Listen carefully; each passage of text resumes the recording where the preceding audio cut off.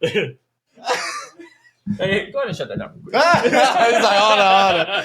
Take my flannel off real quick.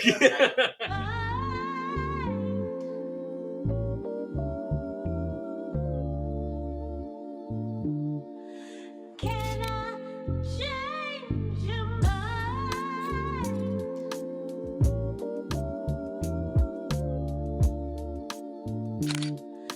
Can I change your mind?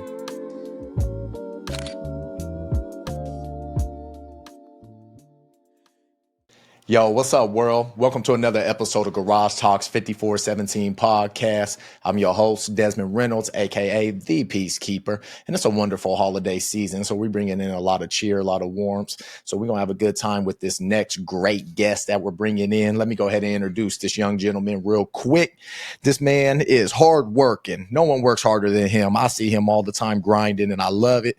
He's walking a clean and sober journey, walking that journey every single day, step by step. And then one thing I think about when I think of him, a man of redemption, a man coming from the bottom. Now he's here. So let me go ahead and introduce you guys to Eddie Rojas. All right, man. Thank you so much for having me here. Hey, man. Excited to be here, bro. Hey, your presence is a present, Yeah, man. You thank know, you. Right on. you welcome. How you doing, man? What's up, Oh, E? not too bad, man. Just man, I've never grinded so positively I'm hard. gonna scoot your mic up there. There you go. You So good. positively hard in my life, man. So in this last year, Here, let me get you right. You good? in this last year with getting sober and everything, my well, let me start by saying I've been trying to get for the last 4 years, right?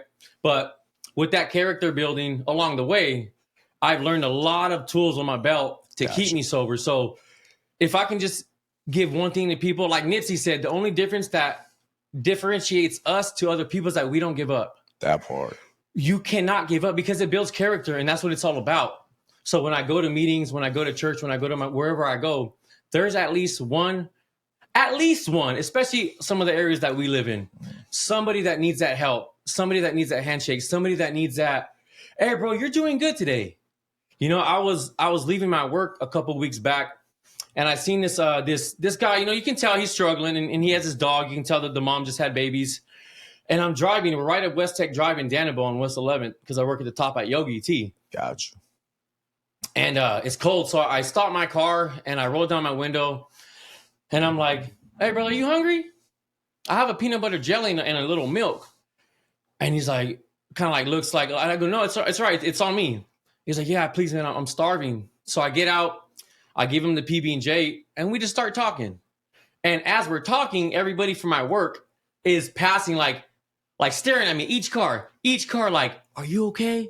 What's going on?" Saying Eddie, that to you? Yeah. Like, "Eddie, get out of there. Look at him." And that broke my heart, bro, because Do you think because he probably didn't have a home?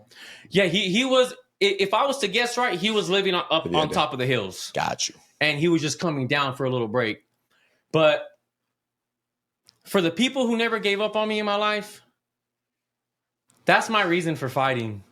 I don't care if I fail 1,000 times. That's not my point. For sure. It's I get back up and I keep trying. Man. And by doing that, my callus and my umph, it gets that much stronger. So the next time I see something that I might fail, let's get it. That's good. I see a challenge, let's go. I don't think I can make it. We'll see.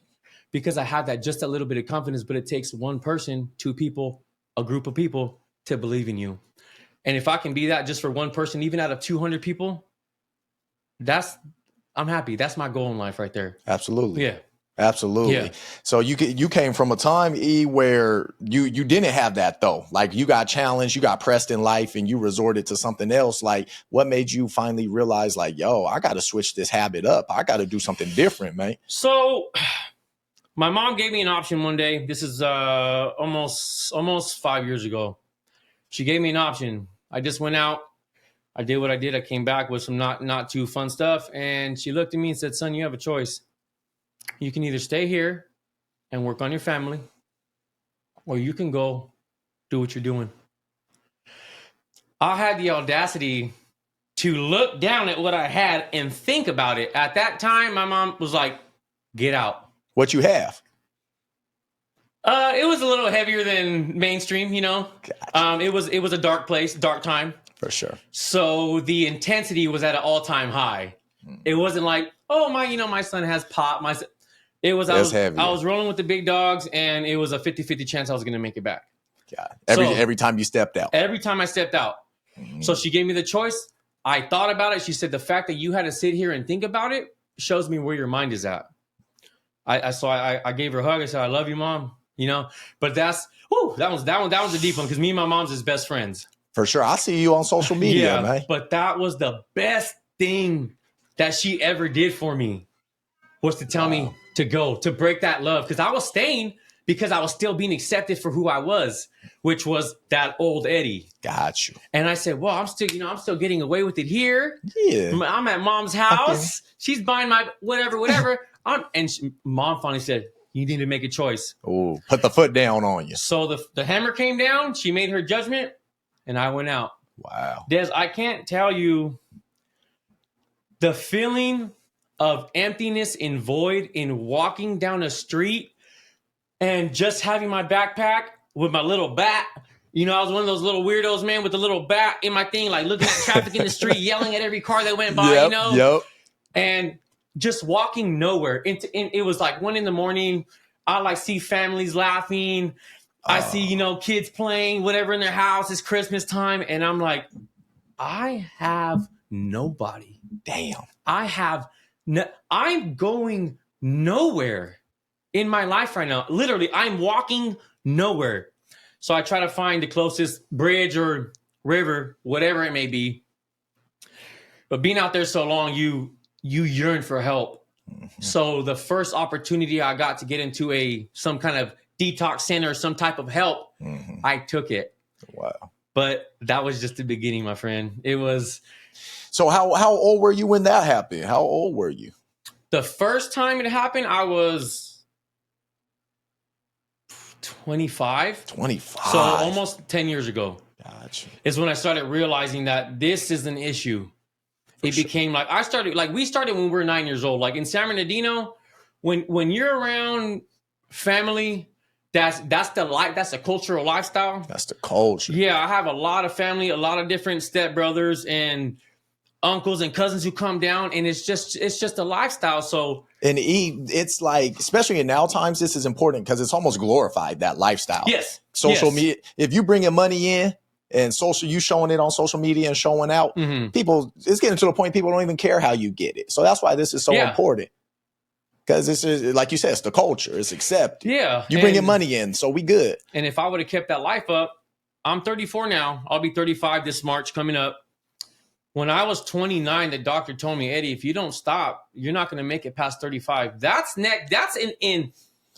4 months. Sheesh. That he said I might, and this was 4 years ago. So that's when I really realized this is the time, but that doesn't stop everybody. That's what I'm really trying to get across is it doesn't get to everybody. Somebody can look you straight in the face and say, you're not going to make it. Right. But the addiction is the chemical imbalance, the emotional attachment that I have. I still have those feelings. For sure. I don't like it.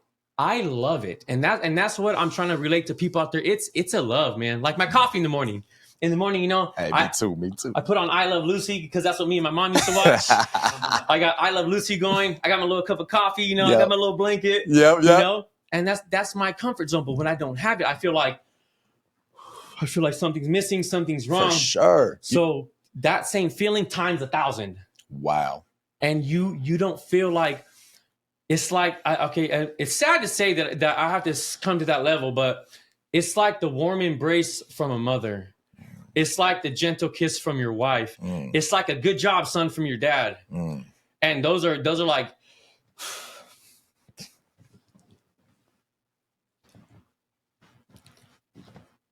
you good. Safe space, man. Safe space. You already know. I didn't get that a lot. For sure. So. Was that making up for it in a way, you thought? Yeah. For sure. That and aggression, you know, that's, you know, and being the little guy, you know, like I had that Napoleon complex, you know, like anything you can do, I can do better. I can do anything, you know? Yes, yes. And I couldn't. Hey, I tried because a lot of things I couldn't. you be moving though, even though you what 5'4", 5'5", Yeah, you be 5'5". what 5'5" on a good day. 5'5" on a good day. Shoot, you be moving. I'm Yeah. bobbing and weaving. And that's some of that motivation that kind of helps spark me because For sure. I see everybody else doing it. And yes, to all my shorties out there is a little bit of envy. You know, you see them being, I don't care what they say. Right. Man, I don't care. Yes, you do. Yes, you see that couple big dogs walk up and you're walking with your lady and you're like, oh, what's up, bro? Hey, you short king though. You short king. I'm with y'all. Y'all be grinding, man. You good. Shoot. Oh man, you good. I get it. Yeah, but gotta cut down some trees. It's all good. It's better too. My muscles is more compact. But back to the, you know, it's finding purpose, and that's where I'm at now. Is I'm finding where Eddie belongs. For sure. Instead of just one more. Someone told me it's always that one more. They said, "Oh, one more. Okay, I'll take this hit to whatever they're loving, addicted to. I'll just do one more. It's Friday, do this, and I'm done." And they said it just kept going. Yeah. That cycle just kept going. It's one more. It's one more. Yeah. Now apply that. So now I apply that method to my positive side. Oh. And I had this conversation with my fiance all the time. It's just that one more because we got baby appointments coming up. You know, we got big things coming. For sure. The path that we're on is very positive. It's very spiritual. Absolutely. I know I cannot do anything. Can I? Okay, I can cite it. There's a scripture. It's Philippians 4:13, and I think it says everything that I do in my power is through Christ. That's where I get all my power. Oh. And so, and everything, and what was the other one? It was Ephesians. God, it was another one in Ephesians, but it said everything will happen at its appointed time in His time, not our time. There we go. So, learning patience is not a virtue that is taught enough. No, it's not. It's especially an addict mentality. Is I want it. And I want it now. I feel like that commercial. It's my money and I need it now. Yes. It's I want it and I want it now. I don't want to wait 5 years for you to do this. You know, even sometimes I feel bad, like, you know, waiting on my partner. Like, that's not my job to be impatient. My job is to be there to support my partner. For sure. You know, whoever you are and whoever that may be, you know, that's cool. But just be there to listen. Be there. I'm not here to give, you know, aside from our conversation, in my home, I'm not there to dictate. Gotcha. I'm there to help and listen. But Desmond, when I see something that needs to be addressed, I pray about it hard to not lean on my own understanding because Eddie's thinking is not the most logical. Mine is get up and get it done. But there's no love in that, and we don't make progress when there's no love involved. Gotcha. There has to be love involved in everything I do, or else there's no progress. There is. I feel like I'm heard more when it's with love. Every day is important. Every moment, every decision is important, right? Mm-hmm. Someone told me you really got to take yourself seriously. If I decide to take this route or that route, is it going to benefit me? Is it not? If I decide to pick up the bottle or pick up the drug or whatever, right? Every day, they said they literally have to take themselves so serious every single day in order to progress. Do you feel the same way? Like you have to take yourself serious. You can't just take it as a joke. You know, and I think that's why I get so into other people because we're going to state first and foremost that this is of my doing. You know, I grew up in a harder environment, but there was many, many chances along the way that I could have bettered myself, and I chose not to. So with recovery now, it's a very selfish thing, and I try not to be misleading about that to anybody. Recovery is selfish. It's all about me, and the reason I say that is because without my sobriety, you don't have me. Oh, and so it is all about me because I'm going to put 110%. If I don't have God in my recovery, I don't have a fiance, I don't have a family, I don't have a house, nobody wants to hang out with me. I'm the black sheep of the family. Right. So I need selfish sobriety and God in my life to make everything else work. Absolutely. So every day it is about me. Every day it is about giving. But every day it's a day in meeting we call it's our daily reprieve. every day we have to make sure that our spiritual cup is full before we step out into the world, because I feel so deeply about this. Right when I step out into that world, it's take and take and take, and I don't see any giving anymore. Oh, You know, what you mean by that? There's no everybody. So when I look into the world, I see this. Got it. I see. I don't want to hear about your problems. I have my own family issues. I know you're going through a hard time, but you got to figure it out yourself. And they're buried in this. And that's a whole nother podcast. Well, that it adds to it, don't it? Yeah. I mean, it adds everyone right here. Yeah, because I've seen a video from the 90s. Like I said, I almost made it to the 80s. I was almost an 89 you baby. did. I wish I would have been an 89 baby. But hang on real quick. What were you thinking about taking? So everyone's taking. Everyone's like this. Yeah. Everybody, there's no gift. There's no progress in the community anymore. Got it. We've. I'm not going to say we failed as a people, but as a country, we are not sticking together. It's the same to say in California, you have Northern and you have Southern. I grew up Southern. Okay. What's that difference? Exactly. Who made that difference to be separate, to separate us? There's no unity. So the people have to come together as people do now. For sure. And talk about it. The communication is very low right now. It is. Oh, very low. And you can do friendship, relationship, church, school, work. The communication is very poor. So the understanding is not there. So people cannot execute in a fashionably manner because they don't understand what's going on. And, I think with that, to jump in with you, I tell people, when you look at this right here, so one thing I always say, I kind of pride myself on it, but people are like, oh, you're the same dude I see online. That's my favorite compliment to myself. And I'm like, but I was off social media for 2.5 years. I was done with that stuff. Yeah. And then when I came back, I asked God, I said, God, please give me the balance. I understand what you have me trying to do, but give me the balance, man. Right. Don't let me get too sucked in. And there's been days where I'm like, ooh, I need to put this away. Like, I need to put it away. But getting back to the subject, you're downloading information. People don't get that. You need to be right here. I can look anybody in the eye and you step into here, we're going to talk. It's on camera, sure, with some microphones. But hey, you're downloading when you look at social media. Yeah. How much do you swipe? When you read a text, you're just downloading it. You're not really taking it in like this. Not when I look at my mom and my mom be like, be here before the lights come on. Hey, get over here. Why do everything's escalated? Violence escalated, kids being mean to parents. We're downloading this toxic energy. So when I wake up, guess what? I pray. If I don't pray first, my day is not going right. It ain't. I know the difference. If I grab the phone first, my days, I set the tone right there. Oh, you give me chills on that one. I set the tone. Oh, very. Make my bed. Oh, that's two. That's two. That is two. Dude, give me some. Just make your bed. Just make your bed in the morning. If you don't do anything that day, just make your bed. Just make your bed. Just make your bed.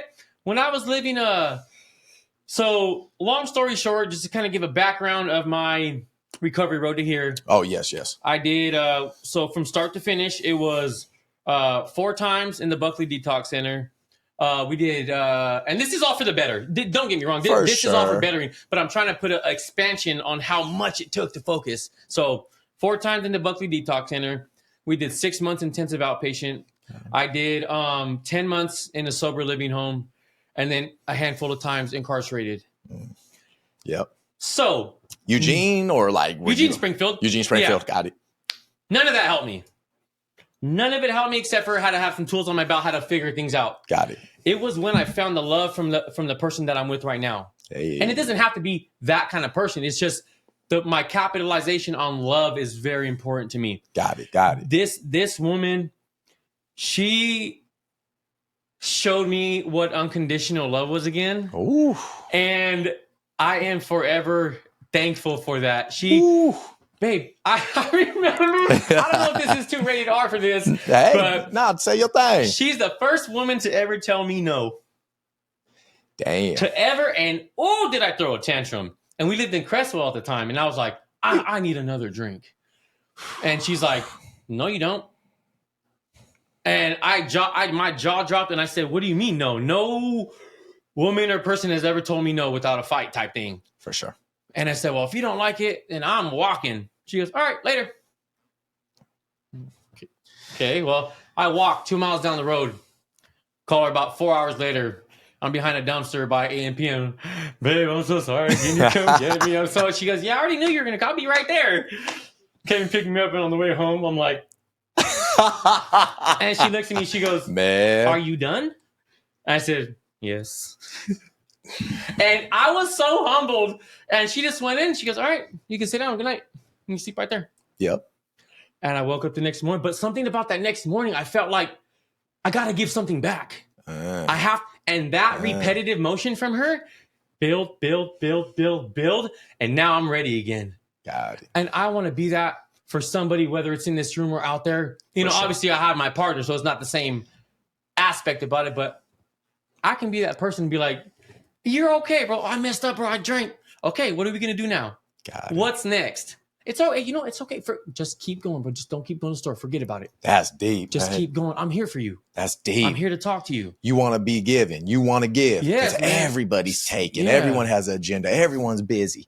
It's like, yes, exactly. But people just want to be heard. Like I tell a lot of my big homies, you know, chat it on the face, and I'm not dogging anything people do, but some of us just need a hug.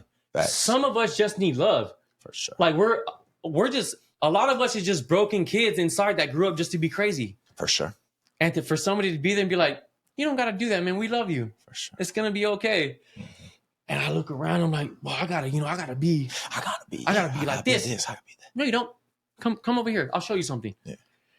But by them showing me that, it expanded my world so much. And maybe I can do that for somebody. Maybe out of 200 people, if I tell one person and that one person listens, I accomplished my goal. You won. You did it. I won in my life, man. And then that person's going to spread the message. That person's going to spread the message. Yes. And then we have a whole crew. Got a whole crew. Now we're mobbing by crews.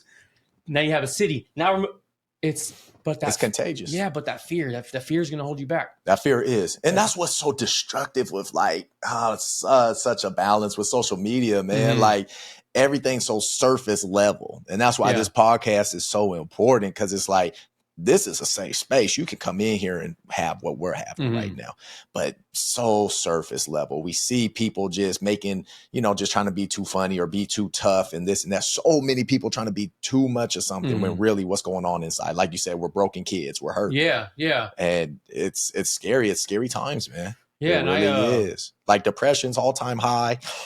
Addiction's all time high.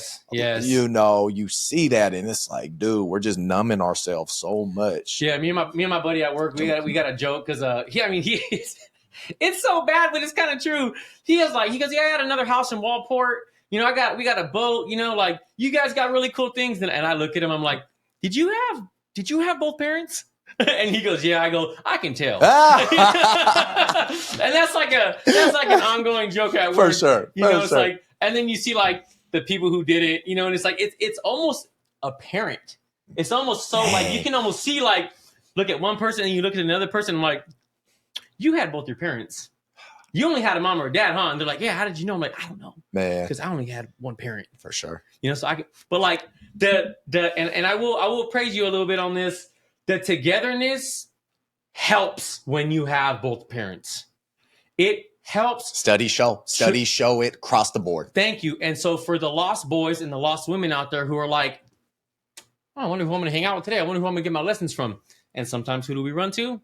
Not the right people. Yep. Hence starting the life of addiction, sadness, depression, whatever it is. For sure. So it's that joke you have, I'm the butt of it because of my parents. But hey, we thugged it out. Hey, I tell people, it's not like we was just a happy little family. We thugged it out. We had to get through some ish. Yeah, but thank you to those two for fighting. They figured it out. But damn, I tell them, I'd be like, yeah, I might have both parents, but we had to thug it out. That's one thing in my household. There's no yelling. There's no arguing. Oh, wow. That is a no. You guys came together and decided that? Yes. Two things. One, that's one of my triggers is fighting. Is it? When I hear my parents fight,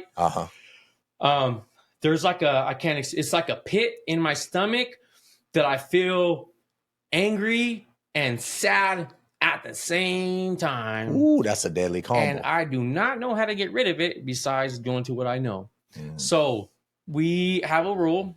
We can have heated conversations, and we can have kind of some explicit words here and there for like, we don't effing believe in this, but when it comes to talking at somebody, that's a no-go. We have to take space and take a walk. Got it. Because you're not going to get anywhere like that. For sure. But that's what anybody does. I'm tired of people not being able to have a conversation and ending on good terms. That's why it's hard to talk politics or religion with people, because I'm maybe not all the way right. Maybe you're not all the way right, but we want to discuss what points we have right now for the better. For sure. Because that helps me in every single subject. Absolutely. Life, spiritual recovery. It's all the better, Eddie. It's all the same category. But if you notice, people cannot have a conversation and have an intellectual, intelligent conversation and still be on that same wavelength at the end. There's some type of feelings. And that has broken our brothers and sisters down to not talking about anything important. Wow. To just my belief system or your belief system. If you don't like it, we can go to war. Yeah. Where's the compromise? Life for me is compromise. I had to sacrifice so much just for it. I think the way that God treats me is for everything that I want, I'm going to have to sacrifice a little bit from Eddie. If I want to put that robe on, that nice white clean robe that I have so many stains and blemishes on. Blemishes and stains, two different things, though. That's a different. I have to sacrifice something from my old self to get the new thing. I can't living on both sides of the fence has been the hardest thing for me this last 10 years. For sure. Because I'm always like, man, I want to do so good and I want to be so spiritual. And I go to meetings and I pray and I talk about God. But then like this other side of me is like, oh, you don't need that. Just come out. I have tattoos on my chest. I don't have any tattoos that show, but I have tattoos on my chest that say smile now, cry later. Got it. And I have the crazy laughing clown and I have my sad clown because that's how I always live my life. Wow. I'm going to make the decision now with no thought and I'll worry about the consequence later. Yep. But that has damaged me so much that I can't talk to anybody about my life because I'm so damaged here. So by doing this with me and me with you is breaking that down for me. This is therapy for me, bro. For sure. And that's why I'm so happy to be here. Thank you, man. That's an honor. Yeah, man. that's how me too. I couldn't stop smiling the whole way over here. This lady at the church looked at me like I was a crazy person. So I was like, she's like, thought you was that movie Smile. Oh yeah, please like no. Damn. That movie got me. No, for sure. That's real talk, E. I mean, how was it making that change? Because it's like you about that life, E. But you always, I gotta say this. I always thank you. And when my mom in the room, even in high school, you had me. Even though you was about that life, you always had me. Period. You made me comfortable to come to school. I didn't mess with Sheldon. I didn't like it. I don't know how you lasted there. It was too political for me, too bougie. Yeah. I was like, I don't fit in here. And I told my parents that over the summer. I said, send me to Springfield.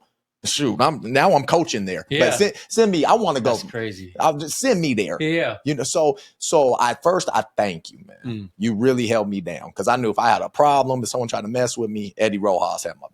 You were so nice, bro. You're still so nice, but thanks, man. Thank you. I remember you had like that bushy hair, man. Like before you put it in braids, you have it all combed out like the hair, man. And you always had like you had like a Celtics jersey on with your blue jeans, nice shoes, like the shoes like this. Always rocking the jerseys, little ear.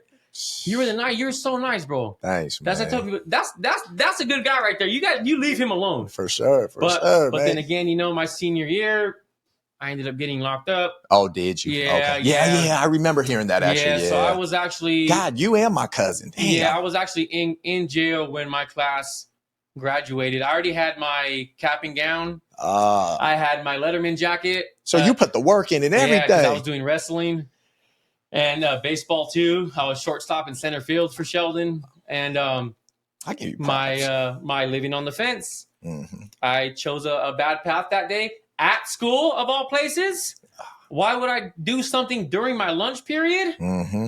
And I didn't get to see you guys for the next couple years. Got it. And after that was my road to the beginning. The beginning. Yep, the beginning of the end of that addiction. Yep. And that's always tough coming out of school, just like out of high school. I know me, shoot, I was so nervous leaving high school because there was so much structure. You know what I mean? And then it's like real world. So for you going into the real world, you're like, damn, I'm really free now. Yeah. Like I'm free. Yeah, exactly. And it was too much for me. Too much. Got it. It was too much for me, especially having my mind focused around some sort of incarceration before I even got to get into the real world. I had to be locked up first. So that put a different twist in my head. Damn. And so when I came out looking for the people who I knew. Hence, the whole joke of you had your dad, huh? I was looking for that father figure into people who I thought were like my father. Yeah. My father's a very respectable man. Did any of them visit you in jail? One. For real? Not one. Only one brother from my church, brother Brent Witherspoon. He was a great man. He sounded like the voice of Mufasa from The Lion King every time he read the scriptures at our meeting congregation in Crestwell. He just the power and the love, and you can feel the Holy Spirit. And I love listening to him. Oh, yes. And he came and visited me. And at that time, I was facing quite a bit of time. And just those words from him, I went back to my cell and I was like, it's going to be okay. It's going to be okay. We're going to make it. We're going to figure this out. God's looking after me, man. Yes, I'm going to be okay. But it's cold. It's lonely. You really have some soul searching. Damn. So nobody came and visited you? Nope. My mom's. Oh, mom's, yeah. Mom, that's default, though, right? That's default. That's default. That's default. My mom has been my biggest support. So, circling in, because this is important, because there's people out there trying to live this life right now. Yes. You were about that life. Yeah. You squabbled. Yep. Beat some people up. Yep. Did your thing. Mm-hmm. You ever got beat up? About 42 times. 42 times. Gotcha. Man, that admits his L's. I respect that. Everyone try to act perfect out here. I'm like, bro, admit your L's, man. Damn. I think I won about 6. I lost about 42. Okay, baby. That's all right. But that was a part of the addiction part. I was like, I can do anything. So if you're on a Netflix fight, I ain't putting my money your way. I am not. I got Jake Paul against Eddie. It was the excitement, Like, no, for sure. My buddy always knew, like, Eddie's gonna come. Eddie will show up. Like, I couldn't fight to save my life, man. But I was always there with my friend. I was always just, like a little spider monkey jumping on tables. I was like getting on, holding him back, and you just hit him with. Yeah, he's like, Eddie, hold him so I can get him. I'd be like on his leg, like.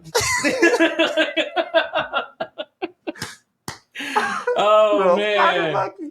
But you did that too good. You did. It was fun though, man. It was fun at that time. But yes, there came a time where it wasn't fun anymore. For sure. And you was around the big timers, man.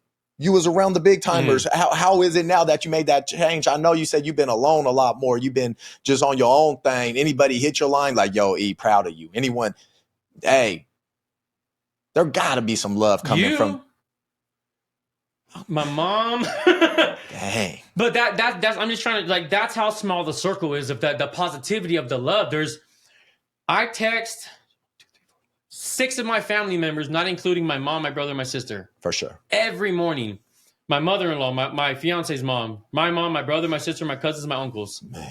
And I text them all, good morning. I get up at 4 a.m., do my routine, take my shower, go to work.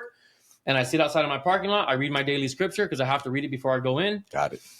And I tell everybody good morning. I'm just trying to keep the love alive because I don't see it being reciprocated back too much, and I hope that's not a diss on anybody. Is that discouraging? Yes, but it's my fuel. That's the discouragement is my fuel because I have a long line of discouragement. That'll make you or break you. For sure. So just like you doing this, yes, and sir. That's why I love being so supportive of this. Yes, sir. Is because you do this enough times. Yes, sir. It's going to be like that growth spurt. It's going to be like tick, tick, tick, tick, boom. Yeah. Blown up. Yes, sir. And then no one's going to know, where'd this guy come? What is this? Thank you. He's been doing this for years. Thank you. He's been asking for help. I've been asking for help, but we never got it. Right. So maybe if you guys want to maybe give applause on the sidelines, that's fine. But we're going to be up here in front a little bit. And if you guys want to just kick back right there. For sure. Not that they're not welcome, but the love's not the same when you're not there in the beginning. Absolutely. Like my buddy Alex, like quick shout out to Alex, Big Daddy Barber Company. Big Daddy Barber, yes. He came, I've been with him 4 or 5 years. Man. And he tells me the same thing. Eddie, thank you for just believing in me, bro. Like, man. Even after I left the shop, I came back and I followed him. Yes. I did a haircut expo 2 years ago and we won second place at the fairgrounds. Dudes from Washington, Portland, California came up, and I was on stage. This type of stuff is nerve-wracking to me. That's why it's an honor having you here, man. Real talk. Yeah, exactly. So that nerve, I'm trying to I have it in the room, right? And I'm like, okay, how am I going to deal with this nerve? How am I going to deal with this ball of nerve today? And I'm going to do it with smile and positivity. For sure. Because what's the worst that's going to happen? I fall off my chair. I might say a cuss word here and there. I might throw a little, but But other than that, this is all fun, love, positivity. You gotta get that man. across. You got to. I love it, man. Me too, man. It's real talk, man. I always tell people it's like you ever seen Avengers Endgame? Oh yes. When a lot of times, yes, Yeah. I feel like Cap at the end. Okay. When Thanos whooped their ass Yep. and everything, and Cap like gets up, and Thanos has himself and his army, Mhm. and he's just like, "Yo, you're done for." Yeah. And then what we're building here, when those portals open, Mhm. and he's like, "Hey, on your left," and they come out. They come out. Yep. That's how I feel. I know there's such good people out there and people that want this journey to continue. Because it's not me, it's we. It really is. Take that M and swip it to a W. Okay, that's Switch it to a W. It's we. Okay. This podcast, sure, I'm on here, I'm the host and stuff, but I'm trying to build something. That army, I'm trying to get us right, Right. man. Right. You know, there's so much evil out there. You know, we're lusting for money, lusting for sex, lusting for alcohol, lusting for attention, lusting for likes. And it's a world where, speaking of likes, it's a world where everyone wants to be liked now. You just doop doop on the screen. Everyone wants to be, no one wants to be respected. Yes. You ever notice that? Thank you. Yeah. Everyone wants to be liked and viewed. No one wants to be respected no more. Ooh. It's Eddie Rojas, good man right there. Yeah. He looks me in the eye, he shakes my hand, I call him. You send me videos, texts. I know. I love it. I love it. What if Thank I'm you. blowing them up right now? No, thank you. Thank you. That's why we build counsel. Iron sharpens iron, man. That's right. So thank you for your kind words you said, man. You're right. You just rejuvenated me. Thank you, man. I wish I would Thank have came a little more prepared with my, because I don't want to grab my phone because I want to stay away from it right now. But God put it in your heart. You good? yeah, my Hang with me. in the Bible it says, because you were mentioning about people are lovers of money rather than lovers of God, boastful, adulterers, all that. These are all things that are in the scriptures, and I don't want to veer off course of being this, this is not a Bible scripture trying to put pressure on anybody, but these things is already given to us, brother. These critical times hard to deal with will be here, where men will be lovers of themselves, children will be disrespectful to parents, famine, food shortages, nation against nation. These are the things that are happening. It's a spiritual warfare that even God said people are going to be in confusion because they're like, what's happening? I don't understand. Yeah. It's right here. It's right here. It's right here. But it's the spiritual aspect has been taken so far, and you can go back to that since I think it all went to, starting in, it was 2001. I was like 11.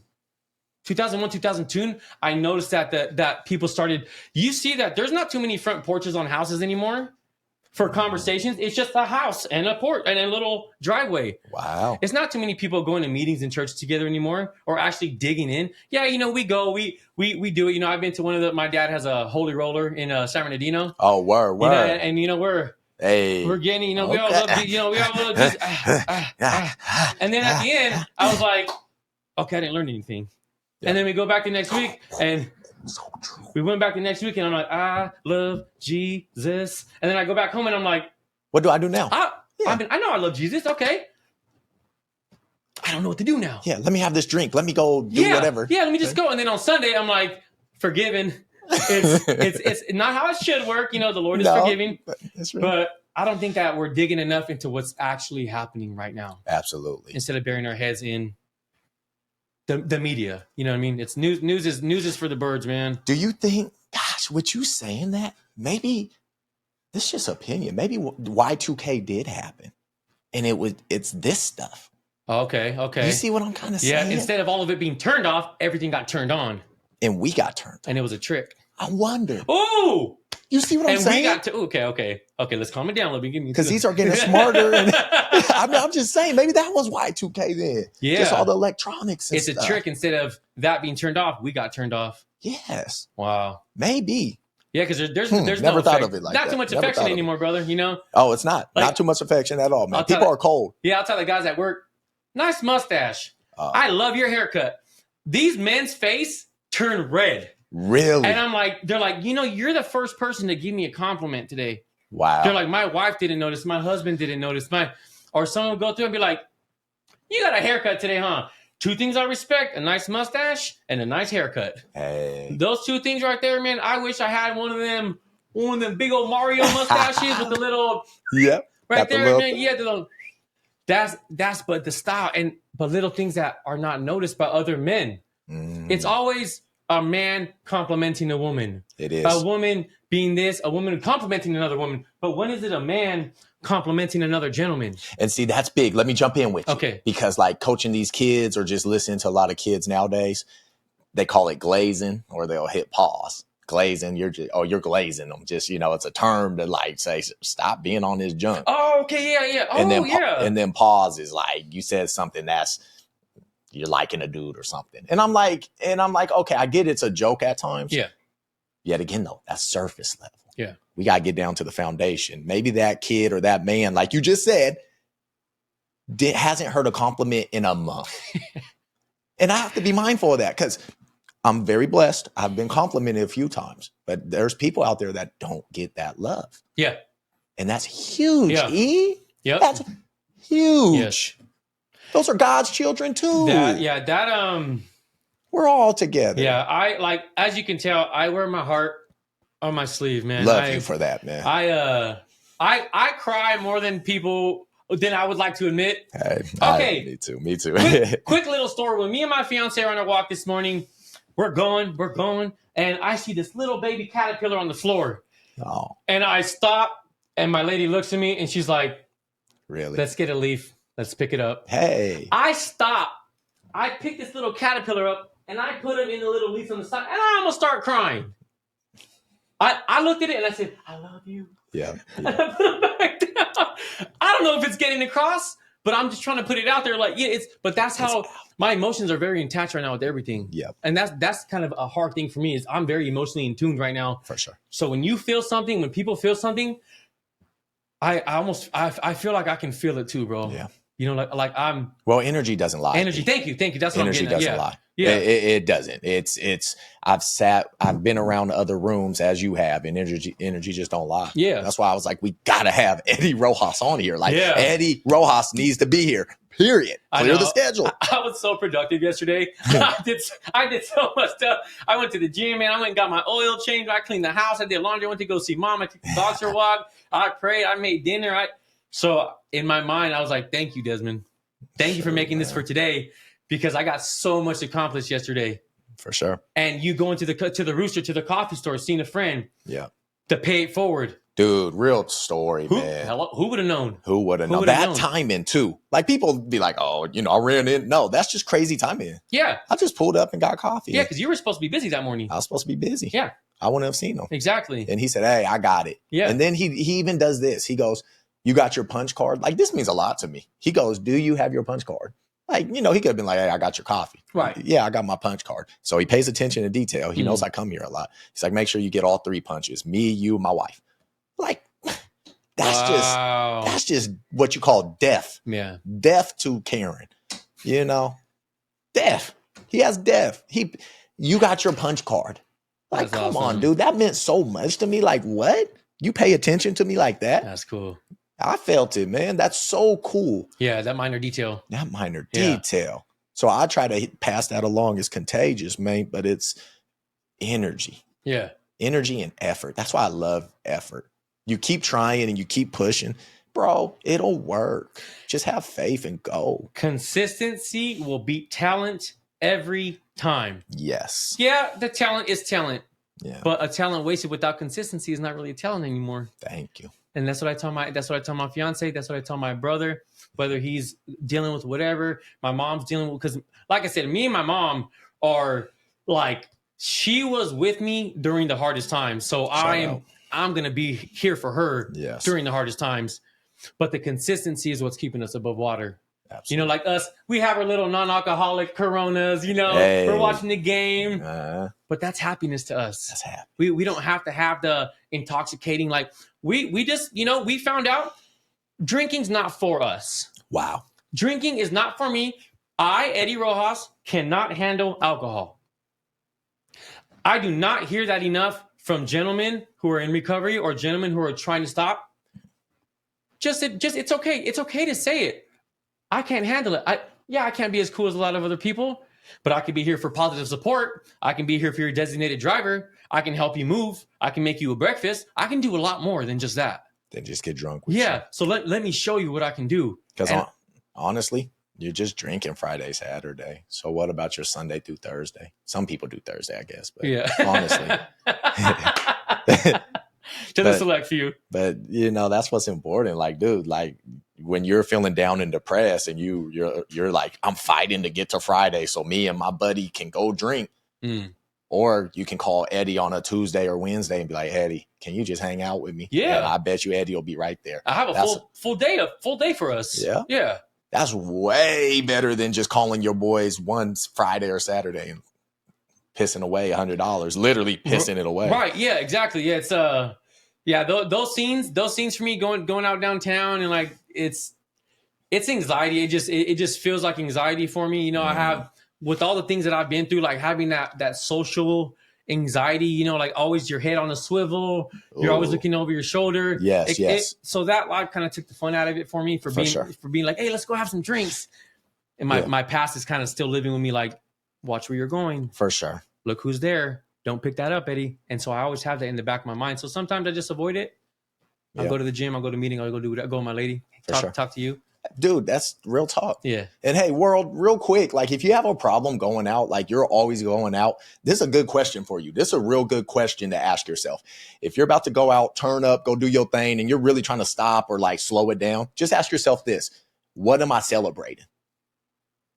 Is it your birthday? No. Is it your best friend's birthday? Probably not. It's one day out the year. So what are you celebrating when you're going out spending $200 just on people you're probably not going to hang out with again or getting drunk? Just remember that, man. That's something I ask myself all the time is what am I celebrating? I haven't hit my goals I want. Right. You know, I got a great life. God is good, but doesn't mean I need to go get drunk. Yeah. So, you know, it's like I always ask myself that. Right. Now, don't get me wrong. We hit a goal, E. I'll be real with you. For me, shoot, I can do a little turn up. Little. I ain't. Only thing about getting drunk for me is it claims the next day, so I don't like that. I can't see you. I can't see you getting like that. I not no more. I'll have my drinks, but that's it. Yeah. Man. But I can't. You know, it claims the next day, and I'm just like, it's such a selfish beverage. Yeah. Next day, you're like, oh, I don't want to do that. I'll tell you what, my mouth still waters, Des. When I see some commercial, I'm like, oh, that looks so good. What drink? I'm a whiskey man. You're a whiskey. I'm a whiskey man. Okay. So just whiskey straight. Yeah, just straight whiskey. Yeah. Ooh. And just but sip. No shots. No. It's just so my grandfather taught us. My dad's dad, rest in peace. He would be at the bar. He would have his one beer. He would have his little glass of tequila. Hey. He just call it good. Buenos días. Okay. Buenas noches. Sip. He said, while everybody else acted a fool, he goes, I kept my composure. I went home with my lady, whatever lady, and he was cool. See, that's my dad. That moderation is not there anymore. Moderation is gone, man. It's gimme, take. But where's the moderation anymore? Where's the moderation? Eating, drinking, praying, running, working out, relationship, partner, cookie. Where's the moderation at? Where'd it go? Good question. And where can I find it? You know, because I feel like only a select few of us is trying to bring that back. Absolutely. You know, Absolutely. I need moderation and I need structure. Man, me too. Yes, I do too. Is huge. Structure is huge. So with that, you brought up to me keeping your word.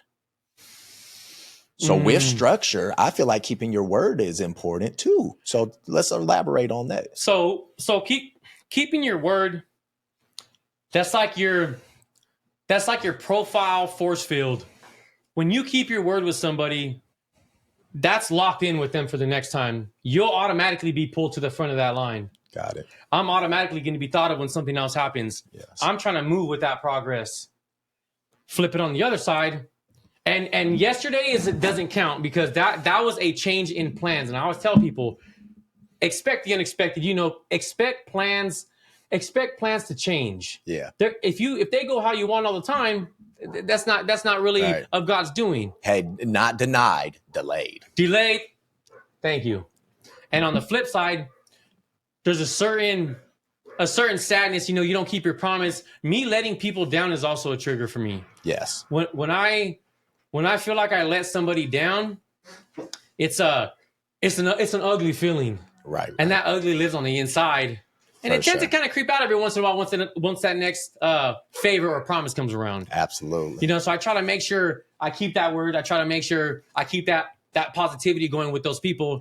Absolutely. Because they're not going to want to call me again next time. Hey, Eddie, can you help me move? Man, I promise I'll be there Saturday morning, 8:00. No show. That does something. You know, I might have a little bit of a resentment towards me. I might have a little problem later that I don't want to have to worry about. You don't want to do it. Yeah. Yeah. I feel you. It's crazy timing. So my little sister just walked in. She plays basketball for Oregon State. And it's funny we're on this topic as she walks in. I need to go see her games. I'll admit it. She's in the room right now. You know, she's balling. She's killing it. Do I watch it online a little bit here and there? But keeping your word just adds to the universe. Like it makes people take you serious and respect you. My new schedule in life, because I'm not working at the credit union. I got all this time. And sometimes I'm like, yo, I'm a little bit of time here, a little bit of time there.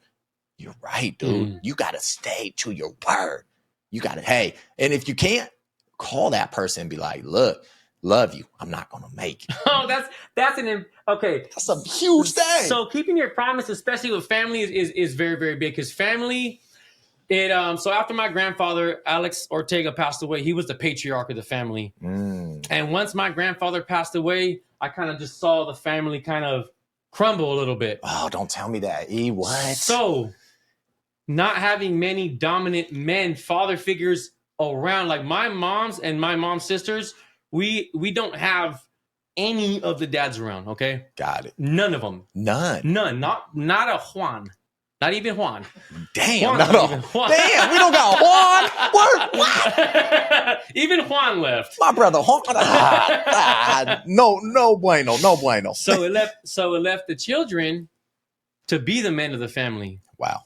And that is hard. That's hard for like I feel like the men,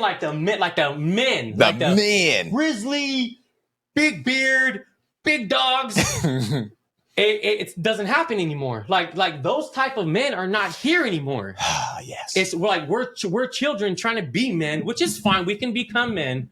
We can. But I mean, maybe for some of us, we're not learning from really a man figure. We're learning from, whatever might be going on around here. Let me say, that's my favorite thing. Boys are learning from boys. Yes, it's a mentality, bro. Men, that's why I tell ladies, are you dating a man or are you dating a boy? A boy can be 30, 35, 40, 25, 21. Men, like you said, there's a lack in supply there. Right. There's a lack, and the demand for them ain't there. That's the sad part. Yeah, exactly.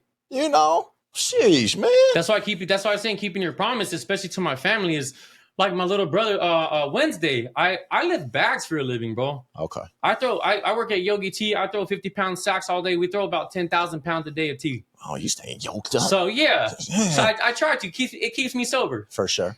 Then after, my little Brody calls me, he goes, "Hey bro, what are you doing?" And I'm like, "I'm busy." And I say, "I'm not doing nothing." What are you doing? Are you tired after work? I'm very tired. Okay. Very tired. He goes, "I'm moving out of mom's today. I don't have nobody to help me." I go, "Cool. I'll be there in 20 minutes. Wow. And you're tired. I am dead tired. Go home, see wifey cook food, but nope, I'm going to go ahead. Don't see wifey because she works. Me and my lady only get to be about 1 day a week together. Wow. And I fight for that one. We were going on 6 years, but besides the point, and we're engaged now too. So, but he calls me, "Hey, can you help me?" So I go over. Not only does he live upstairs at my mom's house, but he lives in Eugene upstairs. And I said, "Bro, he got furniture?" Yeah. And it's just me and him. And everybody he calls, "I can't. I'm busy. I just got off work. I'm too tired. Whatever. Absolutely. All the excuses. And I can see the look on his face. He's just like, "All right, well." Like I get like worked up talking about it, bro, because like, all right, like that's like my little brody, my little big brother. Yeah. He's 6'2". You love him. I love him, and I'll do anything for him. But that's a part of keeping my promise. Because when we were done, and he looked at his apartment, and he was like, "Thank you, man, thank you." And that thank you right there, it went into my heart and it stayed there, and that kept me. I woke up the next morning and I was like, "Hey, babe, what do you want to go for a walk today? What do you want to do?" I was so happy to be that good prior person. Sure. It bled over into my next day. Wow. Because you gave. Yeah. You gave. And so life gave me back. So I'm going to share it again. And we keep doing it again and again and again until we're just living happy. And those are the best ones. Mm-hmm. When you don't want to do it, when you're tired, when you're, I can't do it. I don't want to. And you do it. those are the best ones. Some of my best moments in life come from those ones. I think, I mean, I don't know the big science terms behind it, but there's a part in your frontal lobe cortex. I don't know if I'm even saying that right, but when your body and your mind does not want to do something, but you do it anyways, the build in your brain and your body is doubled. Wow. Because your body and your mentality is, so your thoughts are connected to your whole body, right? Yeah. That's why you think it's something and you're mad. You think it's something, you're happy. Your thoughts are, our minds are very powerful. I don't think we understand how strong our minds are. No, we don't. And so that love and positivity that my brother gave me that day before, man, it just pumped through my veins. And you can see it because, like I said, I got people asking me, they go, Eddie, like the guy at work, are you on medication? And I'm like, no, I take Harvard medicine. That's about it. And he goes, yeah, because you're always like, and I'm like, well, that's my positive energy, bro. And I get that at work. Straight up. And all that led to an MVP Italy trip at my work that I had no idea about. Yeah, I can't wait to get to that. I can't wait. It's true though. It's such a good subject to be on right there. Is people just got to be hands-on in life. That's what I realized. That's why giving back to the community, hanging out with these kids, playing basketball, that's fresh. I didn't realize I would enjoy it that much, but really just being hands-on. Because I told myself yet again, going back to the start of this convo, God, I don't want to just be on the screen. I don't want to be engulfed in this because I know this is going to be a lot of my life, but I still want people to see me right here and be like, oh my gosh, I can shake his hand. I can see him and feel his energy and his presence. 100%. I never thought in a million years I'd ever do something like this. Why'd you do it? I got a lot of love for you, homie. Thanks, man. And which we can go back to that point, that love has helped me through the dark times. Got it. And hence why I give back. This is the same situation as me and my brother. By me, you doing something for me, I'm able to give back, even though this is for you and me at the same time. Absolutely. It's that energy that's being shared. So when I leave here today, do you know how many people that I'm going to share this with? How many people that I've been telling at work about this? How many names I've been telling about you, about Garage Talks? That little word's going to get out, bro. I promise you. For sure. I promise you it's going to get out. Absolutely, man. And people are going to wish that they were here sooner. Man, that part, man. That part, man. That's real talk. Yeah, we rolling, man. Oh, man. We rolling. Oh, my gosh. Peace, man. Peace. It's worth it. People don't have peace. Life is so hectic. I think it's real important to have a peaceful mind too. That's one thing I didn't realize I really had too much. I always say I have Wolverine energy. I can recoup from stuff so quick, which is good and bad. It's good and bad. Yeah. But I said, Dad, you gotta be peaceful. So I started meditating, man. Start just walking my dog more, just being at peace. Yeah. The world's so hectic. We don't have time to just chill and just breathe. You know what I mean? Yeah. And so it's so nice because I used to think peace was taking a vacation once a year. Okay, 7 days out of a year. Come on. What about the other 58 days? Yeah. So peace, I think, what do you do for peace? What do you do to just take a moment to just breathe? And how does Eddie relax? Routine for me. So I'll break down just a simple day. I'm up at 4 a.m. I meditate for 45 minutes. You meditate for 45 minutes, yeah. Okay. And in that do you pray first or meditate first? I pray first and then I meditate. Yeah. Same. So I get on my knees, I pray. Yep. And then I meditate on my couch. And then I just sit there in the dark in the living room. My lady's, sleep in the room because she gets home a little late from work. And I just sit there and in and out. And I let it go. I go through my anxiety stages like, every day. My anxiety is at 100%. Like right now, my anxiety is at 100%. Got it. But through my meditation and through the repetition of routine, I've been able to kind of calm that beast a little bit. For sure. Put the lion in the cage just a little bit and kind of let him out when he needs to. Like when I'm at work, I let my anxiety run free. When I'm doing like any type of like jujitsu or baseball or whatever it is, absolutely. I accept my anxiety, because a lot of times when I was a little bit younger, I thought my anxiety was like a character defect. Like what's wrong with me? Why are my palms sweating? Why do I feel like this? Why is my mouth dry? Damn. But that's just little traumas in the past that I haven't really adjusted to yet. Dude, for real. Through that recovery, through the meditating, I've understood what that anxiety means, and I'm using it for good now. Yes. So with that repetition has helped me to be, hey, let's do it. So I turned this into, all right, come on, let's go. Let's go. Keep the energy rolling. Let's go. Let's get it. Yes. Instead of, I tell people, don't think about it. Don't think, when you start thinking about it, get up and do something. Do 10 push-ups. Yep. Read a scripture. Call your friend. Give your lady a kiss. Make an egg sandwich. That's something. Do Don't something. just sit there. Don't just stay stuck in it, right? Don't fester in the thoughts. This is too strong for us to imagine. We only use 4%, some very small number. It's not our fault that we don't understand what's happening up here. It's our job to practice and meditate on it, though, and try to use it for a little bit better. That's real talk. Yeah. Damn, that's real talk. Oh, yeah.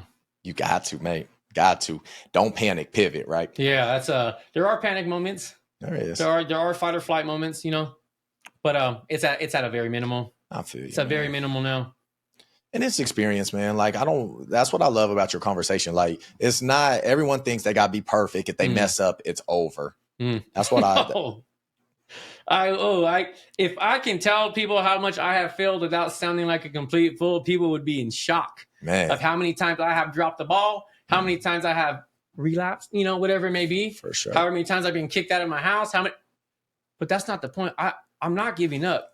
There's more to life than just what I was living. Man, I didn't get to experience that much when I was younger. Right. So to me, it didn't exist. Man. Only that San Bernardino life, only that, that low gritty, if you know me, you owe me kind of mentality.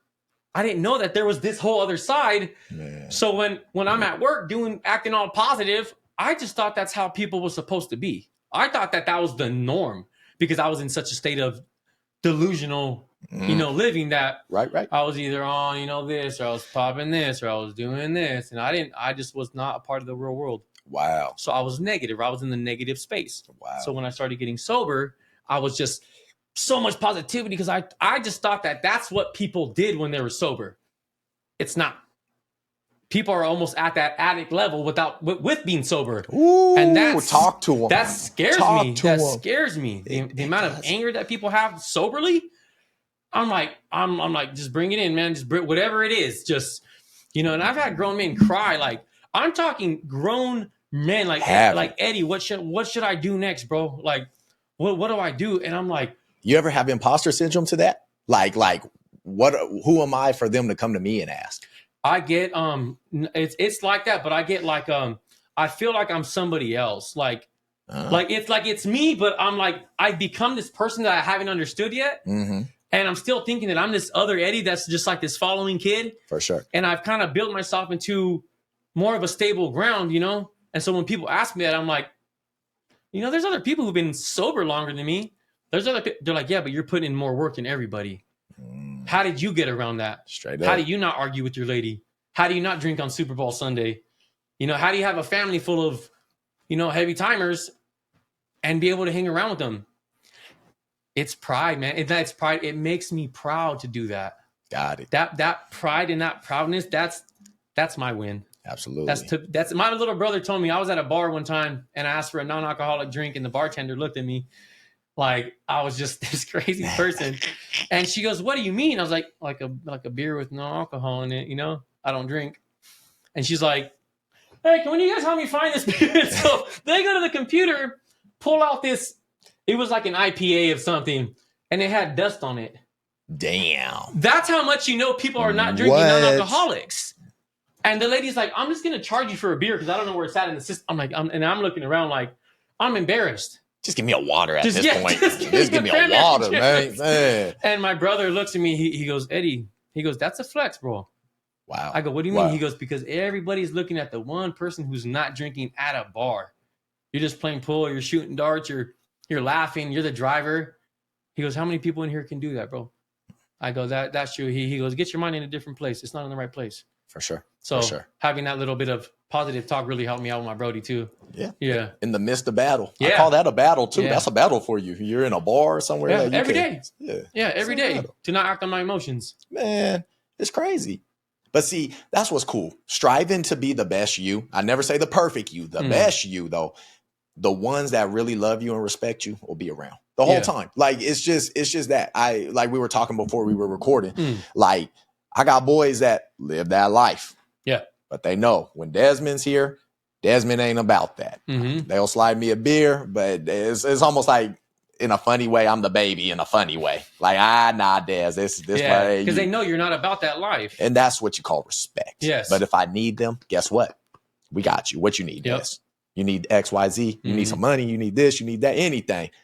Got you. And that's respect. And they should know too. Any type of family member, friend should know if you're on a better path, and you're really trying. I don't mean you're like, oh, I'm just gonna drink every couple of weeks. If you're really on a path like you're doing right now, people either respect it or they can stay away. Mm-hmm. That's where I'm at right now. Mm-hmm. Is you either respect the hustle, you respect the fact that I'm trying to do better, you're trying to do better, or you can stay away because that type of energy is not welcome here. Wow. That's deep. But it's love. It's out of love, though. It's love. Yeah, it's love. But I have to set my boundaries. For sure. Because I'm not the best leader yet. Okay. I can be quite the follower, you know? Okay. And so and I know that's one of my character defects. So Eddie gets excited really fast. Man. I get excited. You got that energy. I get it. Yeah. I got emotion. That's mine. I got emotion. You got that energy upbeat. I got mine's emotion. Man. Yeah. I get so emotional at times. So I have to check myself. I know when you called me yesterday, we breathed, Yeah. breath. Yeah, I know. You reminded me of my breath. I was like, hey. And I was like, remember all those videos, man, you always tell me to breathe. I was like, let's breathe real quick. Yep, you know, that was just something that it didn't go as planned. And what are we going to do now? How we move. Yeah, how we moving? For sure. Absolutely, man. That's crazy. It's real talk. Real quick, man, you brought up something during our little break was you were in a sober house. Yeah. And you told me I think this kind of a crazy story, but you had all kinds of different like gang factions in there. Yeah, so when they released us from the Buckley Detox Center, you have a chance to sign up for a sober living home. Word. And this is for everybody. I tell people there's always somewhere to go. There is always somewhere to go, to take a shower, to do your clothes, to do everything. So in that case, just ask and we have the answer. So I was supposed to go to Oxford living home. And I didn't get in.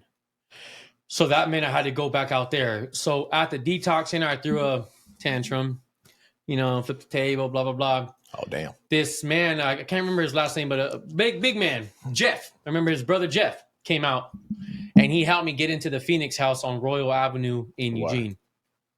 And I ended up spending 10 months of my life there to better myself and move. I actually moved out of my lady's place. So we were apart for 10 months while I was trying to better myself. For sure. But during that time in the sober house, you have all different kind of factions in there that you have to become accustomed to. So we had somebody maybe for the white supremacist side. We got somebody who's Sacramento Crip. We got somebody who's Norteño. We have somebody who's a Sureño. Whatever it may be, you have to have peacekeeping in the house or it's not going to work. If you don't have that peacekeeping in the house and learning those new skills, then we just go back out there. So we put our differences aside. We sat and we prayed together every morning. We all hit meetings. We talked about our problems and any other gang stuff, any other issues you have, you leave at that door. This house is for recovery. For sure. This house is there's men and women out there who tell me if I relapse again, I'm going to kill myself. Wow. That's how serious it is for people that I don't think a lot of people comprehend. No, they don't. So let them know. Yeah. So when I was in that house, I took it to the fact. I don't talk about it too much, but my homie died in my room in the sober house. You're probably only the third person I've ever told about this. Wow. His name was Kyle. And damn. I gave him a little dap in the morning and said, all right, Kyle, see you tonight. We got a 7:00 meeting tonight, man. I can't wait to see you there. I'm a guest speaker because I love giving talks at the AA meetings. Oh, that's what's up. And I get home later that night from work, and there's a bunch of police cars there. And I'm like, man, Big Antonio and, little Jeffrey, they're scrapping in the back again, probably busted his lip again. And then I see the ambulance, and I'm like, oh, man, maybe they really did some work. And I go in, and my buddy, they're doing CPR, and he's in the room with black stuff coming out of his nose and his mouth. He OD'd in my room, bro. He OD'd. He was slanging dope out of our sobriety house. No. Yes. So. No. That level of addiction is unfathomable to some people. So maybe when those people try to talk about it with whoever, it might not be reciprocated back the same way as if I was to talk to somebody who has a background. So Kyle didn't really have too many people to talk to, so he turned to what he knew. But that is just, and we all had to just keep, I still lived in that room. The family came, they cleared everything out. They found all kinds of stuff in there, man. Did they? And you didn't know about it? No, he didn't tell me anything. Wow. But I was wondered. I'm like, yeah, little hunches. I was like, it's 2 a.m. and he's on his computer and we have work at 6. What is he? So I'm like, and we're sharing, it's 3 beds in one room, just separated by a little, those things that people get changed behind, the little curtains. Yeah, something like that. Yeah. And I would be like, Kyle, I have work, bro. I have work at 2 a.m, man. Come on. Oh yeah, sorry, man. Sorry. 20 minutes later, I hear chips. I'm like, there's no way this guy's up at 2:30. And then a couple weeks later, that happened. And so we all had a group meeting. That night, 4 of our guys relapsed. Wow. They looked at our manager and said, I'm out. I'm going to use. I can't handle this. Damn. So everybody had a surprise UA that next day. I was fine because I already knew they were going to do it. Yeah. So I told my lady, I was like, hey, there's going to be a lot of people. I ended up getting my own room because of it, so you got to work your way up in a sober house. You got to live there for, I think it's 6 months before you're allowed to be not supervised. Wow. So we had to earn that stuff, earn it. Yeah, we had dudes from the feds come down and cut their ankle braces off and leave in the middle of the night. I mean, it was just like, man. I felt like I was in a movie. For sure. You go into the kitchen and like these dudes you never seen, like new guys that show up, just all blasted on the face, like cooking food and like, you're not sure how to take it, but one thing, everybody's there for recovery for the most part. For the most part. And that carried into my later life. I got my lady, accepting me back. And that woman, man, I know I talk about her a lot, man, but she the one, huh? She's the key. She's a key. She was the key to my happiness. Man. And how long y'all been together? This March will be 6 years. Ooh, but I just proposed to her 2 months ago in Italy. Man, in Italy, man. Let's get to it, man. Let's get to Italy. So tell the world real quick, man. How did you get to Italy? You just booked the trip or what happened, man? So after the sober living, we're getting to the icing on the cake now. Ooh. When I got out of the sober living, it put the whole twist of positivity in my mind. Because I really feel like I made it.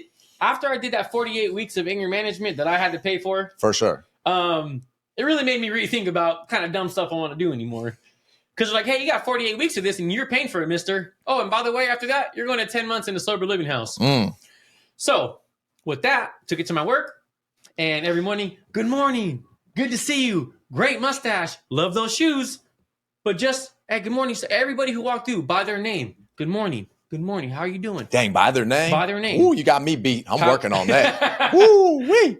So they call everybody in for a surprise winning raffle. And I'm like, ooh, I'll buy a ticket. I want to raffle for like a TV or a trip.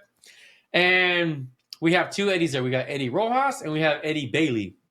Eddie Bailey is an amazing machine operator. This guy is funny. He leads our stretches. He's a yoga master.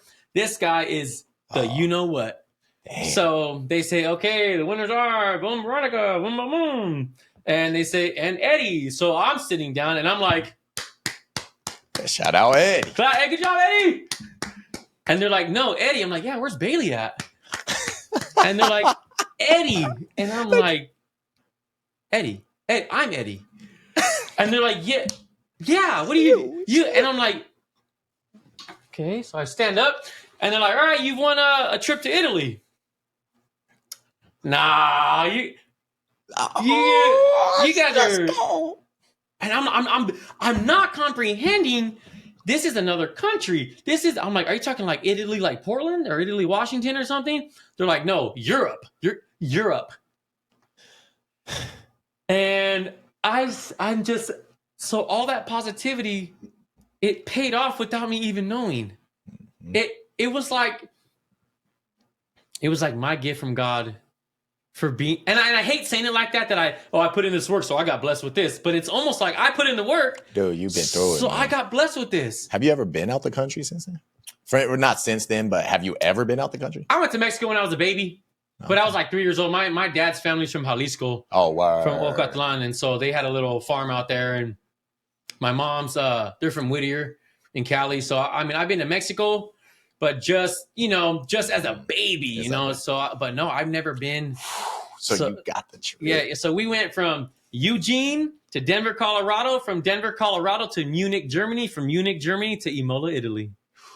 And then we went to... Did you have your passport when you won? Yes, sir. You got it. Got Okay, our you did. passports. You really got it. And at the same time, me and my fiance, we invested $20,000 into our timeshare. Nice. So we have that timeshare too. So every year we get to go now across the world somewhere and celebrate just being us. That's amazing. And so that was so we booked a trip to Italy. We landed in Imola. Did my little work. I had to go for it. Was for work. Who got you on the timeshare? Who did that? I'm curious. My man. lady. Okay. My lady. Right, she said, Eddie, I'm doing this with or without you. And I said, okay, I'll hop on. Use it, man. Just use it. That's the thing. Yes, use it. Yes. Podcast or not, I'm gonna tell you. Use it, otherwise you lose it. That's all I'm gonna tell y'all. It's beautiful, Des. It is awesome. But the trip was even better, man. We went to Imola, we went to Bologna, and then we went to Florence. Beautiful people, smelling good. Everybody's respectful. There's even the graffiti was organized. Damn. I was like, these are like organized. You guys can have this wall. And everyone's like, grazie, grazie. Damn. They're like saying thank you for graffiti. I'm like, I'm about to. And you got your hair slicked back, so they probably thought you was with them. I got spoken in Italian more than I can tell you, man. It's the light skin, the big nose, and the jet black hair, man. But I rock it proud. Yep, straight up. Oh man. So I was trying to find a place to propose, Yes. And how'd this go down? And every place. I was like, that's not the right place. That's not the right place. This has to be the right place. It ended up being us going to get a bite to eat on this cobblestone road by like this crazy statue in Bologna. Ooh, and I said, babe, can you go order me that right there real quick? I didn't need it. I didn't need a drink. I needed to get into my bag to get the ring. Oh, shoot. So I said, babe, go over there real quick. And everybody's like looking at me. And I'm like, I've never done this before. I don't have too many. I don't have too many like things to look at of good marriages and good stuff. So that's always been a big fear of mine. Oh God. Getting married. Yes. Oh wow. Because of I haven't seen too many committed loyal. You know what I mean? That loyalty in my life has always been kind of shaky. So I'm like, who am I to say that I can make it? But it's gonna be me who's gonna make it this time. You're breaking generational curses. It's me who's gonna break the chain. Yeah. So right when she turned back around, I was on one knee, and I said, "Anita Marie Perales, will you make me the happiest man to be my wife?" Oh. And she looked at me, and I was like, "This is a ring." And she goes, "I know. Just she's like, just hold on." And she's like, and then like hit. She's like, yes. And so we right there, people was like clapping. Yeah, man. And we went back to the room and I started making phone calls and we picked next August. We're gonna have an August wedding. Wow. So we got some of the catering kind of taken care of, getting the DJ going, getting the venue. So this is a big thing for some of the younger men because I'm only the third or fourth one to be married in my whole family. Gosh. So it's experiences have been hard. Marriage is beautiful, man. I know it's I can't even.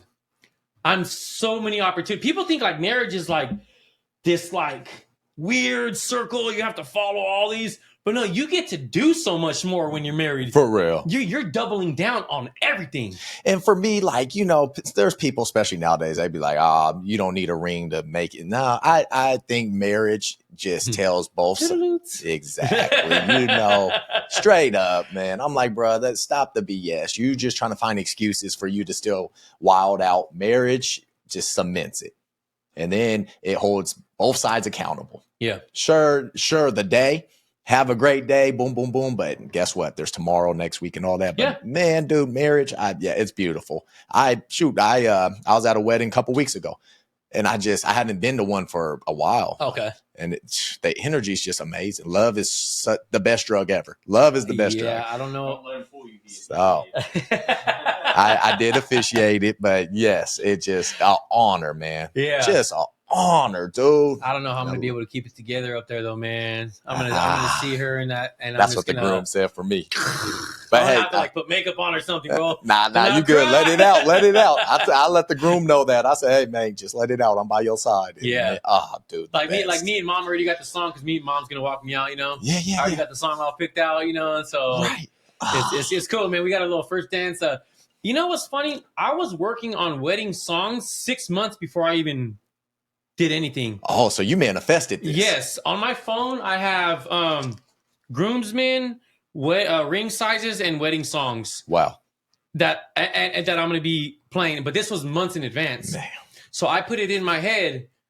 I'm doing this. Absolutely. This is going to be something that happens. I'm just not ready at this moment right now. Absolutely. Yeah. Man, I'm telling you. I mean, you know, we're going on 6 years, Des. You know, it's like, what are you so afraid of? It's the commitment part. It's the commitment. The commitment, and that goes for so many things. It's Dude. the fear of failure. Those two words are something that you really gotta get a cap on. Man. Because I failed, and hence going back to the promise of letting people down. Right. I failed like that so many times that when you even mention the word commitment, I'm like, I'm out. I'm out. I don't want to let you down. I already know what that face looks like. I can't go through that again. For sure. But I'm at a spot in my life where I'm ready to move on. But it took so much practice, bro. Ooh. Took so much failing. The failing was my wins. The failings was my gains. That's where I knew I needed to work on it. Right there. That I failed right here. I'm weak here. My link is weak here. Let's strengthen it up. Yeah. You know, I'm excited, man. I'm excited for you, man. It's gonna be beautiful, bro. It's gonna be beautiful. Yeah, so next August. Next August. Yeah. All right, bet. Like they said in ATL too, man. It's not falling down. You gotta fall down so you know what getting up is like. So that's always a key thing. You know, it's always key to do that. Yeah. So with that, on marriage, bro, you lucky, man, because the dating scene, like my cousin said last week, it ain't made for the weak, man. You good. I'm glad you out that river, man, because I'm in the river. Me I'm too. like, man, dude, dating scene is scary. Women is just as bad as men these days. God bless them. Not women. Girls are just as bad as guys these days. Excuse me. My bad, y'all. It's crazy, man. So I'm happy for you, man. Yeah. I'm happy. It's good to see good people. And seeing you guys go on that trip, I promise you, I was on the other side of the screen like, yes. Yeah. I need to see these two. These two right here deserve that stuff. Yeah, man. I promise you I was. The love that I give, like, so for instance, like the love that I'll give my lady Save when we're out in Walmart. Mm-hmm. Man, that like sometimes we work so much that's our date. Going to Walmart? Is grocery shopping at Walmart or Winco. I love that. So my lady does her hair. I put my Stacey Adams, man. I put my little dress shirt on. I put my cologne. I slick my hair. And we go to get like some chicken, turkey, and some salad. Yep. And people are like looking at us like, how you guys doing today? Shit. And I give her a hug in the store, and I give her a kiss. I'm like, babe, what do you need? And I hold her hand when we cross the street. I put her on the inside, and I walk on the street side, things that people have lost. You know that? Yes. What's that word? When you open the door for somebody, courtesy? No, yes, but chivalry. Chivalry. Yeah, chivalry is not dead. It's just sleeping. It's sleep. We got to wake it up. For real. Like holding the door for somebody. If you see a lady carrying something heavy, get off the chair and go offer to help. When people are at work and I see all these boys and men, whatever, boys to men, they're, you know, this little lady's carrying these packages and like the guys are like eating and they're like, bro, go ahead. We got a guy from Ukraine right now. My homie Max, good, solid dude. Came from the war. He got away from the war, him and his family. What? And he had to live in China for a whole year or two just to get his family here. For sure. And we had a little forklift competition this last year, and he seen one of my buddies sitting in the chair, and he saw a lady standing up. He looked, and he goes, no, you get up. You get up. And he was not joking. And he told the lady, you sit. Mm-hmm. And I was like, so they're already conditioned and trained to treat their women like that. Straight up. We've lost that here. Yeah. We've lost that here, how to treat the ladies and how to be open the door for them. You know, you don't got to tell every lady she looks pretty, but, like my cousins, You know, I'm with my lady, even my lady on the street. She's like, "Oh man, she looks so pretty." I'm like, "Yeah, hey, we love your dress. You have a beautiful dress today." Yeah.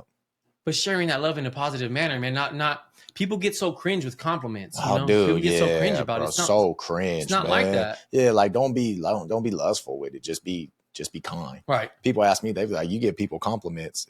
I'm like, "Yeah, it's just how I say it, though. Yeah, Be mindful, you know." yeah, And then if a spark sparks, then cool. But otherwise, just be mindful. yeah. But Lustful's a see, big one too. but lustful right now Yeah. is the thing. And so I will say for the ladies, they're at a point now where they're like, shoot, I can either make some bread off this, Yeah, or he's just being a perv or Mhm. whatever. And that's, like you said, chivalry is just sleep now. We gotta Yeah. bring that back. yeah.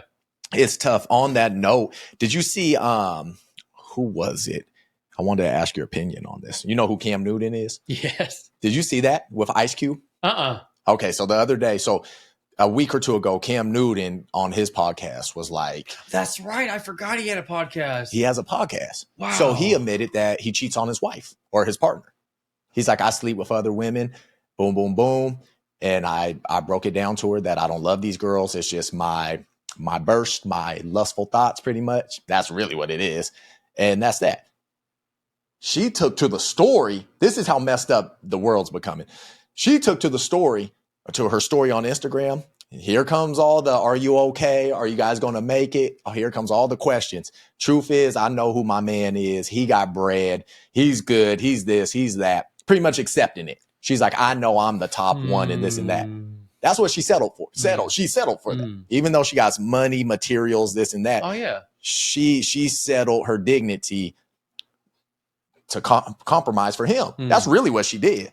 And that's sad in the world because that's what's becoming more and more. Ooh, So yeah. to finish, week or two later, Cam had Ice Cube on there. And, ooh. Yes. I know where you're going with this. Yes. He and shout out to him. He asked the right question. Been married 32 years. 32 That's years. Right. I saw that. And Ice Cube, I said, that's a man talking to a boy right told there. my lady last night about that. Go ahead. He said, you gotta want it. You gotta know every day ain't gonna be pretty. Yeah. Every day ain't gonna be the best. But that's my wife. And I got dignity. I'll never let somebody else be with my wife. Yeah. But guess what? I have the same thought for me to her in 32 years. Yeah, because I remember I just saw Loved that yesterday because he asked, he goes, how do you guys stay married so long? And he goes, because we want to. Straight up. Because we want Straight to. up. That there's no secret. Because we want to. That part. We're fighting for it. That. I don't know. I mean, shout out to Cam, and then that's cool. But I don't think I can ever rock like that. It's too personal. It's too spiritual for me. Yep. To do that. It is. And having money involved with the root of all evil like that, we don't need that piece of paper in the world to be happy. Exactly. We don't. It's crazy. It blows my, and you know, that's them at the top. I know there's couples even below that just do that. And it's just sad because that's where the world's kind of going. People's thinking, and people forget energy transfers. You sleep with somebody, energy transfers. Like you're just literally, all that stuff matters, man. And I just don't, I couldn't believe that. But shout out Ice Cube. Ice Cube was like, let me show you real quick. 32 years. I think he just came out with some more music too. He did. Yeah, he just came out with some fresh music. Yeah, energy doesn't die, though, brother. It just gets transferred. That part. You know, so if you're not fixing the energy in your own house, it'll maybe be pushed away, but it'll still be right there in that back corner until it's addressed. You know, and that goes for my relationship, for my job, for my sobriety. If I don't address the problem, it's going to manifest into something that I don't want. Exactly. Yeah. And see, so that's why I hope people, when they hear this convo, we probably make a clip out of this. It's just like, bro, nah, don't settle for that. Nobody, you should be, when you're in a relationship, I firmly believe you should be the one. Yeah. You know, I get it analytically. People be like, oh yeah, dudes can stick and move and then women love more. Okay. Analytically, I get it. But if that's your person and you put a ring on them, that's a wrap, man. Yeah. You got accountability on you. Yeah. I mean, like with me and my lady, like I never got a chance to court her. I never got a chance to take her on a date and see who she is. She found me at a bad time, bro. You know, she found me at my lowest bottom. Straight up. And because of who she was, I ended up falling in love with her, you know? For sure. You know, at that crazy time, I'm like, I don't want a relationship. You know, I'm just trying to go somewhere and do this and do that. And the amount of love and energy that she pushed out, I'm like, I thought it was dead. I thought that type of love was gone. And when I saw it again, I can't explain it, but it sparked something back inside of me that I was like, it's possible. And I'm talking to myself in a room. I'm like, it's doable. I can do this. Absolutely. And I'm by myself crying, you know, of course I cry a lot, you know, when I'm by myself because really let it out. But I'm like, I can do this. This is doable. Straight up. And it's like, and then that's kind of the journey of I can do it. I can do this. You got that down chick. You hold on to that, man. I love You a chick is down for you, a woman down for you. You hold on to that stuff. A little workaholic. Man, for real. She bringing in the bread. I gotta man. tell her stop working so much and come see me. You buying a house soon? You think about buying a house, man? You know, I think we're gonna finish paying this $20,000 off for the timeshare and then bring that capitalizing structure to the home. For sure. So because the timeshare is considered a mortgage. Oh, okay. And so I don't want to cancel on that. For sure. So I want to show them. So like we got like 100% payments on our cars. We got 100% payments on our credit cards. We got, you know, 7 whatever credit, you know. And so by us doing that, we're kind of setting ourselves up to have that future that we want for our kids. Because when I have a baby, I want my kid to, well, first my baby's going to learn how to clean and cook first. Hey. That's going to be the first thing they learn. Hey, there you go. It's to clean up with Papa and cook with Mama and Papa. That's awesome. That's for me. I love the whole family scene. Yeah. Why is that? Like, why do they need to learn It's that? morals, bro. Okay. It's the little morals in life. Those little morals are going to expand on everything else. Oof. It's the little things. Yep. Thank you, Mom. Let me pick that up. Can I help you? Mm-hmm. You know, sitting down, being respectful, listening. The little things that I think kids are just, and I know this might be a sore subject, but the parents not really teaching the kids that too much anymore and just giving them tablets and screens at like 4 years old and 3 years old is very hard for me to not say anything like to my family. For sure. To whatever. But I know I don't say stuff like that too much because I don't have children yet. So I have nowhere to speak. Yeah. But I want to have my babies learning a little bit of the world morals first to let them know the idea that's coming first. And then they can kind of elevate on that. Absolutely. Yeah. And that's huge. I think you're right. You and I aren't parents, but damn, man, like kids got to understand their foundation first. Yeah. And then, because they're exposed to so much on this. Like this stuff is, I think I told, who was it, a couple episodes ago? TC Combs. Like there used to be grown folks time and kids knew that's grown folks time. I had no idea what my parents were arguing about or talking about or anything, but now they see grown folks time all the time. Yep. And it's so detrimental to them. I just used to be like, oh, the grown-ups are talking. Yeah. Now they're like, oh, we see right here. It is. Yeah, it's either that or like all the kids are a part of the adult conversations all the time. Absolutely. You know, and that's okay to a certain point, though. You know, there still should be that separation of, you know, the child playing and learning and the parents having grown folk time. Right. But like I said, times change. You know, times change and things evolve. We've evolved so much in our way of thinking and learning. You know, it's they're trying to involve the kids more because of all the neglect. Okay. You know, hence. I got kind of neglected in that sense where it's you mind your manners and you wait over there. But that turned into, I guess I'll just head out then. I'll just go play on the street then. And, you know, so. I know it's such a balance. I don't want it to come to that. It's tough. Yeah. Because it's like you look, you know, I'm researching on the internet a lot. You see all these kids, streamers, becoming millionaires now. It's like you see kids, like I heard some, I think it was Speed something or Kyson, they're like 16, 17 becoming millionaires from streaming. And it's like these kids are growing up in this world, but are they really growing up? Are they really understanding? Are we just making kid millionaires? And are they really becoming young men and women? Like it's a scary speed we're going at because our minds just they can't keep up with all this. It's a lot going through. And what kills me is now these kids nowadays look at who their idols, the streamers. Yeah.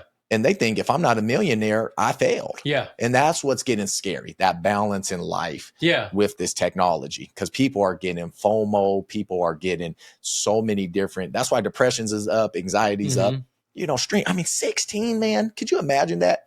You just talking in a computer and hundreds of thousands of people are chatting to you and your brain can't compromise all that. I don't know what that would do to me. I don't know what that. I mean, because they're still babies, you know. They're. Well, my question is like, who's the one pushing the training and who's the ones pushing the teaching behind it? So the kid has money, but only a certain percent will go to that kid. Oh, you know, mom and dad are like cool. Right. Unfortunately. Right. But who's pushing the agenda? But who else is? Yeah. Who's else behind? Who's managing it? Yeah. And what's their agenda? Exactly. See, that's why I like so much that you're the pusher in this. I mean, of course, everybody's pushing, but you're pushing a positive agenda and a different route for people that they haven't seen in many, many years. Yeah. You know, they have funny podcasts, and they got, different things. There's only, I think, one other one that I've seen, and it's the guy from The Punisher. I don't know his name. Is it Frank Grillo? Frank He's Grillo, like a Mexican guy. Yes. Yeah, yes. I think he has a podcast, and he had one of the guys on there, one of my rapper guys I listen to, Baby Jokes from Hey. Urban Legends. And the intensity of their conversation had me going, had my jaw dropped, and had me like, these guys are touching my spirit in a way that nobody can. That's amazing. And I'm hoping that the same agenda that you're pushing can touch the same stories that we're talking about right now. Yeah, this real life right here. Yeah. It's real life. We cover everything, and it's just, it's imperative. And I know that's why God's just like, hey, I'm just really going to simmer you right now because I know what's to come. I know, but it's like, man, bro, we got to have this. Yeah. It's a safe space, man. It's a safe space. Yeah. Period. I'm constantly getting humbled because I can be very full of myself, We all I get to the gym, I got like $1,000 in my pocket, just got some new pants, got my new car. Mhm. I look good. And then I get an elbow injury. Yeah. Guys like, sit down for a little bit. Take a You're break. doing too much, buddy. Take a break. Or I'm doing this, I'm doing that, break my toe at work because I was talking too much. Man. Settle down a little bit. You're getting You too- really did? Huh? Broke your toe? I sprained it, Sprained but it, yeah. for sure. But I got a big old bruise on my bone now. Same with my hand. Got that crack in my hand now because I was doing too much. Yeah, see, that's cool. You see those signs though. Yeah. A lot of people just be like, oh. I man. love being humbled. I love being humbled because it shows me that I'm not all that. I don't got it all together still. Straight I up. still got a long road ahead of me. Just stay focused, Eddie. Stay focused, Stay man. focused. It's crazy Yeah. out here. It is. It's so hard to stay focused too with all these distractions, man. Well, I mean, It's how hard. do you got way more going on than I do? Woo, How do you wee. stay focused? I'm still learning, man. But my meditation and reading books, man. I really learned that reading books. I realize when I don't want to do something, it's usually good for me. For real. Yeah. That's what I'm learning. I mean, honestly, That's if I awesome. want to do it, it's probably not the best for me. Right. Hey, I want to drink a beer. Shit it. Yeah, Yeah. But when I'm having a little downtime, read a book. Easy. That's me, man. I just gotta read. Wow. So I'll read. What else? Meditate. That's my other thing. Meditation's been huge, imperative for me, man. Nice. So yeah, but there's times, and I realize my meditations are 10, 15, 20 minutes. Oh, that's cool. Yeah. That's all. Yeah.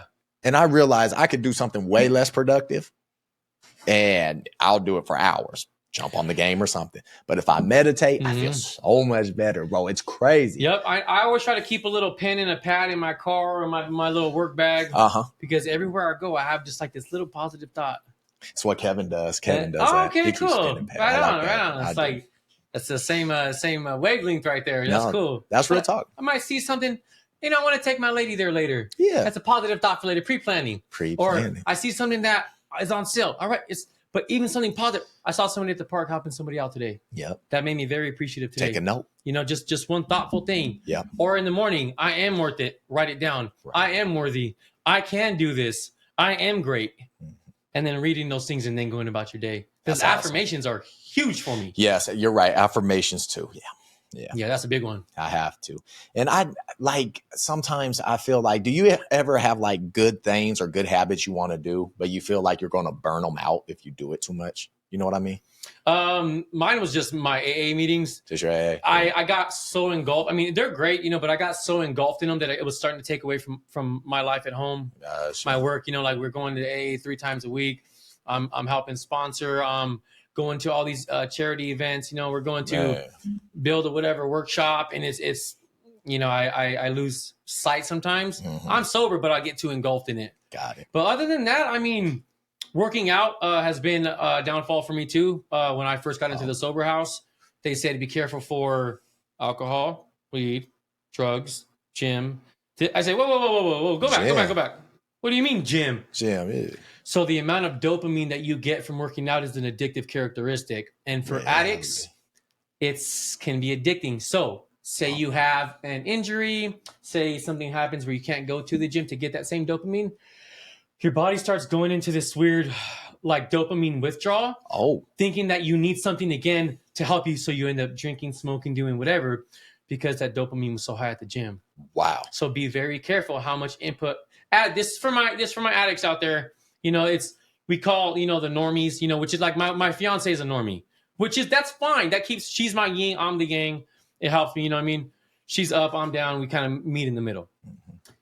She has her own thing and she knows the balance. For sure. She helps me with my balance, but the gym couldn't be one of them. Yes. Got you. Yeah. Cause I get so addicted to how I look and how I do and my haircut But if I flip it on you, if you have an urge or like a relapse urge, going to the gym helps. Yes. Okay. Yeah. Now that I have a little bit more recovery time under my belt, I'm able to go in and realize that this could be a potential danger going in. Damn. So just stay focused on it. Damn. Yeah. That's wild, man. I know. I never would have thought, because I got really, like, when I was drinking and working out, I was 198, almost 200 pounds. Yeah, you got yoked, bro. Yeah, and I was taking testosterone boosters. I mean, I told the guy, because my cousins and then they're all on the roids, you know, they're all like, but I was all scared of needles, you know. So now, were you with that time? Were you gang affiliated too? No, just association, you know. Association. I never been like jumped in or anything, but like my dad, you know, he's up there, my brothers and sisters or stepbrothers or whatever in Cali, but my uncles, you know, my uncle just got out yesterday from 16 years. Wow. Congrats. Yeah. So, you know, I pray the best for him. Don't talk much, but I still pray the best for him, you know? Absolute. But yeah, it could be a challenge. About that life, man. About that life. But hey, it's, you know, that all that made me into who I am today. Exactly. Like, and it's good to reflect on that too. You know, like, dude, I'll still reflect on. And I remember when I would be walking around the street trying to find 10 or 12 cans to get a 211 or a Hurricane. I remember that. I remember trying to, you know, smoke out of a little carrot pipe, you know, to try to get a little bit of leaves. But to look back at then and to look where I'm at now, it's like, what were you thinking? Man. Where was Eddie at up here? For sure. To be in such a low energy to not care about what was happening. Yeah. And now to think now, I will do everything in my power to not be who that Eddie was. Absolutely. And I look him straight in the face and I say, thank you.